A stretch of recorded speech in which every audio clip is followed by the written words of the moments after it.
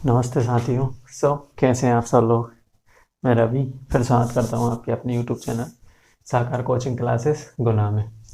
तो अपनी जो एमपी पुलिस की स्पेशल श्रृंखला चल रही है, आज इसी के अंतर्गत जबलपुर संभाग चल रहा है मध्य प्रदेश जीके में। और जबलपुर संभाग के अंतर्गत आज ये दूसरा जिला है जिसका नाम क्या है, कटनी जिला। क्या है, कटनी जिला। अपन कटनी जिले के बारे में जानते हैं आज। ऐसे कर करके अपन को 52 जिले पढ़ने और 10 संभाग पढ़ने हैं। 10 संभागों के अंतर्गत पूरे 52 जिले पढ़ने हैं।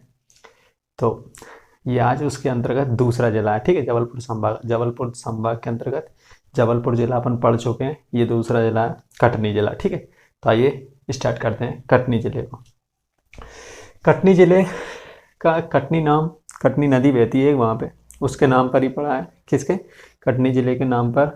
कटनी जिले का नाम कटनी नदी बहने के कारण ही पड़ा है, क्योंकि कटनी जिले में एक नदी बहती है जिसका नाम क्या है, कटनी। ठीक है, कटनी जिले का जो कटनी जिला था उसका जो गठन यानी कि उसका जो गठन हुआ वो कब हुआ था, 25 मई 1998 को। ये क्या हुआ, जबलपुर से अलग हो गया। 25 मई 1998 को जबलपुर से पृथक करके कटनी जिले को बनाया गया। कब? 25 मई 1998 को। ठीक है, कटनी को अपन चूना नगरी भी कहते हैं। क्या कहते हैं? कटनी जिले को अपन चूना नगरी भी कहते हैं, क्योंकि यहाँ पर चूना पत्थर बहुत ज़्यादा मात्रा में पाया जाता है। कहाँ पे? कटनी जिले में। तो कटनी जिले को अपन चूना नगरी भी कहते हैं। इसका गठन कब हुआ? तो 25 मई 1998 को ये जबलपुर से अलग होकर एक नया जिला बनाया गया। ठीक है, इसका क्षेत्रफल कितना है? तो इसका क्षेत्रफल है 4950 वर्ग किलोमीटर। कटनी जिले का जो क्षेत्रफल है वो कितना है? तो 4950 वर्ग किलोमीटर है। जबकि इसकी जनसंख्या कितनी है? तो 12,91,684। इसकी जनसंख्या कितनी है? तो 12,91,684। इसका जनघनत्व कितना है? तो 261। ठीक है, प्रति वर्ग किलोमीटर। और लिंग अनुपात कितना है? तो 952। कितना है? 952 पर 1000 पुरुष पर 952 महिला है। ठीक है, इसकी तहसीलें कौन कौन सी है? तहसीलें हैं इसकी बोहरी बंद। कौन सी? बाहोरी बंद, ढीमर खेड़ा। कौन सा? ढीमर खेड़ा। मुड़वारा, विजय राघवगढ़। कौन सा? विजय राघवगढ़। रोटी यही मिलती है। ठीक है, रोटी। बड़वारा, बरई। कौन सा? वरही। कौन सा? वरही। कौन कौन से हो गई? तो बाहोरी बंद, ढीमर खेड़ा, मुड़वारा, विजय राघवगढ़, रोठी और बड़वारा और वरही। कितनी है? 7। 1 2 3 4 5 6 7। तो कटनी जिले में कुल कितनी तहसीलें? 7 तहसीलें हैं, जिसकी कौन कौन सी हैं? तो बाहोरी बंद, ढीमर खेड़ा, मुड़वारा, विजय राघवगढ़, रोठी, बड़वारा और वरही। ये कटनी जिले की 7 तहसीलें हैं। ठीक है, तहसीलों से खूब क्वेश्चन पूछे गए। आप पिछले पेपर उठा के देखिए आराम से। बहुत सी फला तहसील किस जिले की है? ठीक है ना, कौन से जिले की कौन सी तहसील है? ठीक है, इस तरीके से क्वेश्चन पूछे गए। यहाँ पर विकास खंड कितने हैं? तो विकास खंडों की संख्या 6 है, जो कि सभी के सभी सामान्य से आते हैं। ठीक है, मध्य प्रदेश में चूने का सर्वाधिक उत्पादन कटनी जिले में ही होता है। मध्य प्रदेश में चूने का सर्वाधिक उत्पादन कहाँ होता है? तो कटनी जिले में ही होता है। यहाँ देश की पहली किन्नर, कौन सी? देश की पहली किन्नर महापौर कमला जॉन थी। कौन थी? कमला जॉन। कमला हैरिस नहीं, कमला जॉन। देश की पहली किन्नर महापौर कमला जॉन थी। ठीक है, यहीं से थी वो। मध्य प्रदेश का दूसरा सबसे बड़ा रेलवे जंक्शन कहाँ पाया जाता है? तो कटनी जिले में ही पाया जाता है। मध्य प्रदेश का दूसरा सबसे बड़ा रेलवे जंक्शन कहाँ पाया जाता है? तो कटनी जिले में पाया जाता है। जबकि पहला कहाँ पाया जाता है? तो इटारसी। कहाँ पे?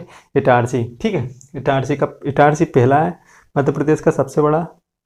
और दूसरा कौन सा है? तो रेलवे जंक्शन कौन सा है? तो कटनी जिले का है। ठीक है, सीमेंट फैक्ट्री। कौन सी? Cement factory ACC. जो एसीसी का सीमेंट नहीं आता है ना, उसी का यहाँ पर फैक्ट्री है। और कैमूर्स आदि फैक्ट्रियाँ भी यहाँ पर है, क्योंकि चूना पत्थर बन रहा है तो यहाँ पर सीमेंट का काफ़ी ज़्यादा उत्पादन भी होता है। ठीक है, तो चूना फैक्ट्री एसीसी की सीमेंट फैक्ट्री भी यहीं पे है। ठीक है, बिल्हारी।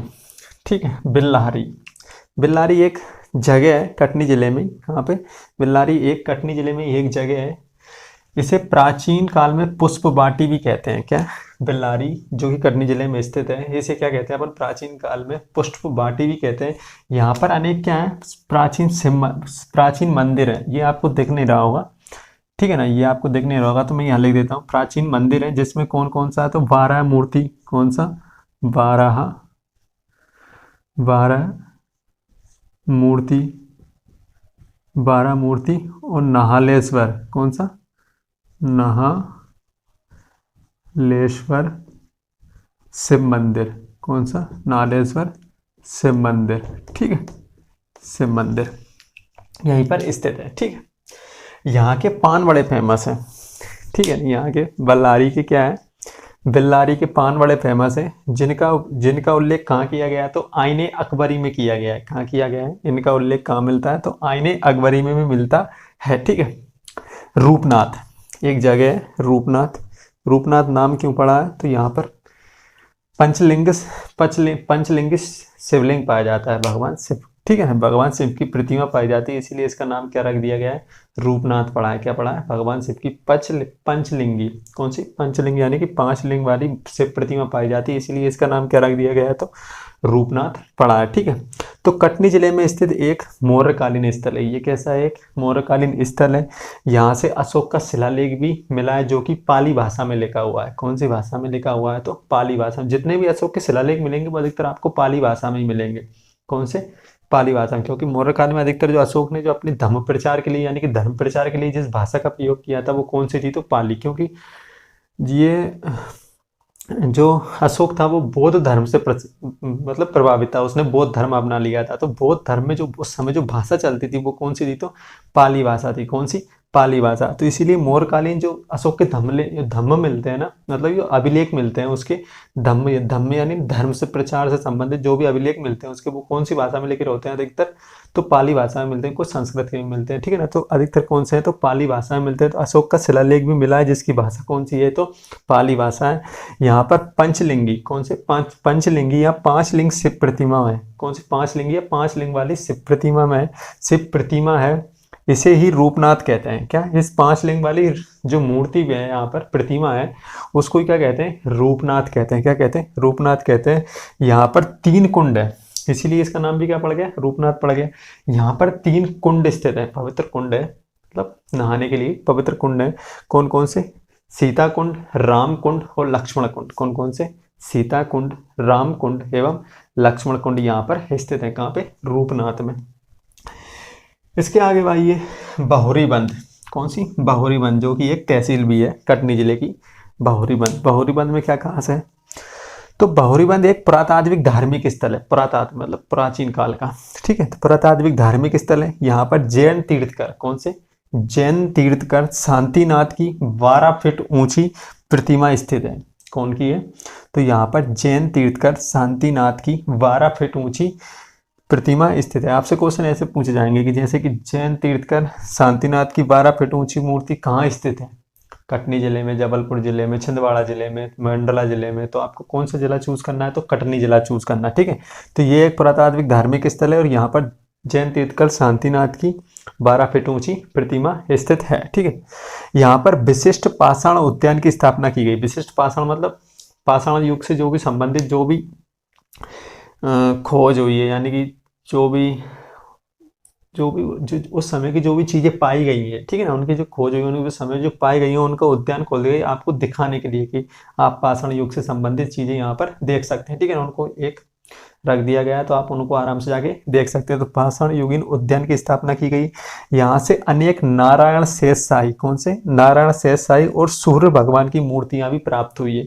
कहाँ से? बाहुरीबंद से। कौन कौन से भगवान की हुई है? तो नारायण शेषशाही एवं सूर्य भगवान की बहुत सी प्रतिमाएं प्राप्त हुई है। ठीक है, यहाँ पर पीटन पाठ, कौन सा? पीटन पाठ ओलिया का स्थान था। कौन से थे? एक व्यक्ति थे जिनका नाम था क्या? पीटन पाठ ओलिया का भी स्थान था। विजय रावगढ़, रावगढ़ ये वाला नहीं है जो अपने गुना जिले में पड़ता है। ठीक है, तो विजय रावगढ़ युवराज प्रयागदास, कौन से? विजय रावगढ़ युवराज प्रयागदास द्वारा निर्मित, कौन से?